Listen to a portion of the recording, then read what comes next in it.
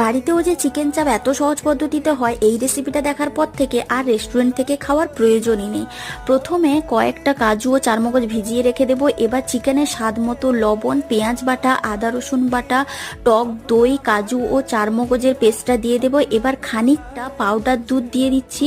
এবার গোলমরিচ গুঁড়ো, গরম মশলার গুঁড়ো, বিরিয়ানির মশলা, 1 চামচ মতো ঘি, 2 চামচ মতো ছোলার ছাতু, 2-3 ফোঁটা মিঠা আতর, কেওড়ার জল, vinegar, red chilli powder, Kashmiri chilli powder দিয়ে ভালো করে ম্যারিনেট করে 2 ঘন্টা মতো রেখে দেবো। 2 ঘন্টা পরে কড়াইতে তেল গরম করে চিকেন থেকে মশলাগুলো ঝেড়ে ঝেড়ে এপিড ওপিড লাল লাল করে ভেজে তুলে নেব।